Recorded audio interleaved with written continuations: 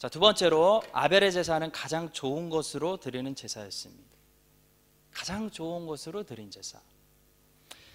처음 것을 드리면서 하나님, 이게 하나님 겁니다 라고 고백했고, 두 번째로 가장 좋은 것을 드렸어요. 아벨은 자기도 양의 첫 새끼와 그 기름으로 드렸더니 여호와께서 아벨과 그의 제물은 받으셨으나 했습니다. 자, 아벨이 드린 제물의 특징은 두 번째로 기름으로 풍성하게 드렸다는 것인데요, 제가 과거에 설교에서 몇 번 말씀드렸지만 구약 성경에서 동물의 기름은 동물의 몸에서 가장 이 안에, 내장 안에 있는 깊은 곳에 있는 가장 비싸고 좋은 부분을 의미합니다. 오늘날 너무 잘 먹어서 이 살과 살 빼는 전쟁을 하고 있는 우리 현대인들에게 기름은 좋은 게 아니죠. 갖다 버리고 콜레스테롤만 높고 좋은 부분이 아니지만, 구약 성경에서 기름은 고기 중에서 가장 비싸고 좋은 부분을 상징합니다. 그래서 레위기에 있는 이 5가지 제사를 보면 항상 모든 제사의 기름은 하나님께 태워야 드려야 돼요. 꺼내서 하나님께 먼저 온전히 태워드리라고 명령하셨습니다. 또 5가지 제사 중에 화목제라는 제사가 있었는데, 이 펠로십 오퍼링이죠. 피스 오퍼링이라고도 하고, 이 펠로십 오퍼링은 사실 고기를 가져와서 많은 사람들이 같이 먹을 수 있는 제사입니다. 제사 드리는 예배자도 먹을 수 있고 제사장도 많이 드리고 이웃들 함께 초청해서 고기를 나눠 먹을 수 있는 제사예요. 자, 그런데도 기름은 먹으면 안 돼요. 기름은 제일 먼저 꺼내서 먼저 제단에서 하나님께 태워 드려야 됩니다. 그게 명령이에요. 왜냐하면 기름이 가장 best part, expensive part, 가장 좋은 부분이기 때문입니다. 자, 그런데 사무엘상 2장을 보면 이 엘리의 아들들이, 타락한 제사장들이 기름을 하나님께 이렇게 먼저 태워 드린 다음에 고기를 먹어야 되는데, 기름 하나님께 먼저 드리기 전에 하나님보다 앞서서 고기 먼저 내가 뺏어가겠다고 했던 것을 우리가 볼 수 있습니다. 기름을 태우기 전에도 제사장의 사환이 와서 제사 드리는 사람에게 이르기를, 제사장에게 먼저 구워드릴 고기를 내라 이겁니다. 그가 내게 삶은 고기를 원하지 아니하고 날 것을 원하신다 하다가 그 사람이 이르기를, 반드시 아니다, 먼저 기름을 하나님께 태워드린 후에 네가 가져가려면 가져가라, 뭐 이런 거죠.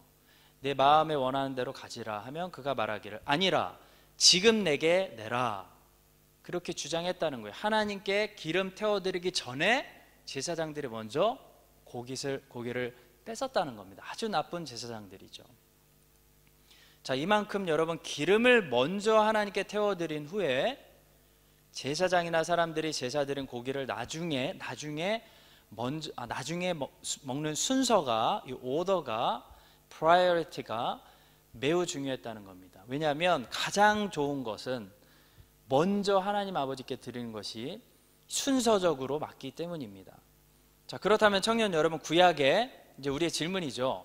우리에게 적용해야 되는데, 구약에서 저렇게 기름을 먼저 하나님께 태워드리라는 명령, 그러니까 곧 가장 좋은 것을 언제나 하나님께 먼저 드리라는 계명이 왜 중요할까요? 우리에게 어떻게 적용될까요? 가장 중요한 것을 먼저 우리가 하나님께 드려야 우리는 우리의 마음을 하나님께 드리기 때문입니다. 마음을 하나님께 드려야 된다는 거예요.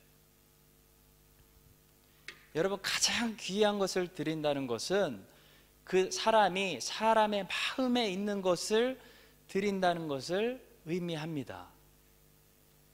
자, 여러분, 말라기 제사를 보면, 말라기 선지자 때 제사를 보면 하나님께서 특별히 예배를 책망하시는데, 왜 예배를 집어치우라고 책망하시냐면 유다 백성들이 드렸던 제물 때문이었어요. 제물의 문제가 있었어요.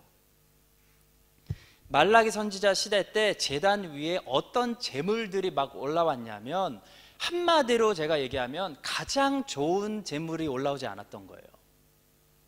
가장 좋은 것이 올라오지 않았어요. 제단 위에 제물이 올라오긴 올라왔어요. 근데 베스트가 올라오지 않았다는 거예요. 항상 흠 있는 거, 병든 거, 저는 거, 다리 하나 없는 거, 눈 먼 거, 약한 것들이 제단 위에 올라왔어요. 하나님이 아무리 기다리셔도 베스트가 올라오지 않았다는 거예요.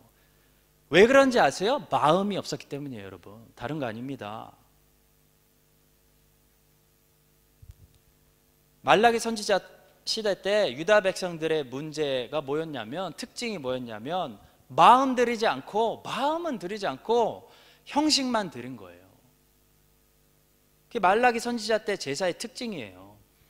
여러분 보세요. 마음을 드리지 않으면요, 가장 좋은 것을 드리지 않게 됩니다. 그건 너무나 당연하죠. 반대로 마음이 있어봐요. 마음. 가장 좋은 거 드리지 말라고 해도 가장 좋은 거 드리게 돼요, 사람은. 근데 마음이 있는 것에 보물도 있잖아요.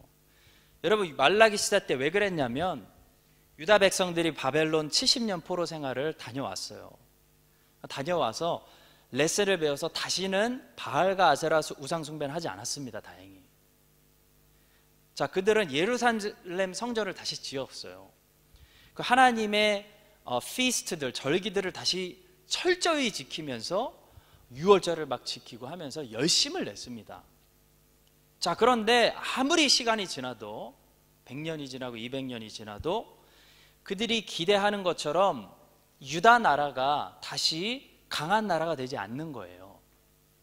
오히려 주변 국가들만 계속 힘이 세지는 거예요. 아무리 예배 드려도. 자, 그래서 유다 백성들은 생각합니다. 이렇게 열심히 우리가 절기 지키고 이렇게 열심히 제사 드리는데 이게 무슨 소용이 있냐, 우린 너무 못 살지 않냐 하면서 점점 더 뭐 한 겁니까? 형식적인 제사 드리기 시작한 거예요. 그냥 빨리 드리자. 그냥 어차피 제단 위에서 불살라 태워져 없어질 건데 가장 건강하고 가장 살찌고 가장 힘 좋은 놈을 우리가 잡을 필요 있냐.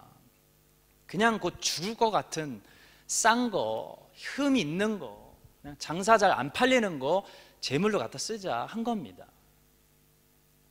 자, 여러분, 마음이 식어버리니까 형식이라는 껍데기만 남고 어떤 열매가 바로 나오는 거예요? 제물의 질이 떨어지는 거예요. 질. 가장 좋은 거를 드릴 수 있는 능력이 없어지는 거예요. 마음이 떨어지면. 점점 더 안 좋은 것들이 제단 위에 올라온 겁니다. 제물로. 그게 말라기 시대 때 제사예요. 여러분, 우리는 마음이 있으면 제가 말리고 너무 비싸, 그건 너 남자친구에게 지금 너무 오바야, 그거 사면 안 돼 해도 막 사요. 마음이 있으니까. 여러분, 그런 거예요. 사람은 누군가를 사랑해 보세요. 누군가에게 빠져 보세요. 마음을 빼앗겨 보세요. 돈 다 털어서 빌려서 좋은 거 사주지 않겠습니까? 최고 좋은 거, 비싼 거를 사주지 않겠습니까, 여러분? 맥도날드 데려가서 프로즌 코크 사줄 거예요, 여러분? 그게 뭐에 헤어지자는 거잖아요. 아닌가요? 미안합니다. 그럴 수도 있죠, 더우면. 여러분, 마음이 있으면 가장 좋은 거 줄 수밖에 없어요. 저는 그렇게 생각해요. 할렐루야. 청년 여러분, 본문에서 아벨의 제사가 그런 제사였어요. 양과 양의 기름을 하나님께 태워드린 제사였어요. 양의 기름을 드렸다는 거, 가장 비싸고 가장 좋은 부분 하나님께 드렸다는 겁니다. 아벨이 왜 그랬겠어요? 아벨은요, 하나님께 뭘 드린 거예요? 마음을 드린 거예요. 마음을. 아벨의 마음에 하나님이 늘 있었어요. 아벨은 하나님을 정말 좋아했어요. 아벨은 하나님을 기쁘게 드리고 싶었어요. 아벨의 제사는 형식만 드린 제사가 아니었습니다. 아벨의 마음을 함께 가득히 담아서 드리는 그런 제사였어요. 이것이 우리 성도가 드려야 하는 예배의 기본입니다. 여러분과 저도 아벨처럼 언제나 가장 좋은 것 하나님께 드려야겠다 라는 그런 하나님을 가장 1등으로 생각하고 사랑하는 마음이 여러분과 제 안에 있기를 예수님의 이름으로 간절히 축복합니다.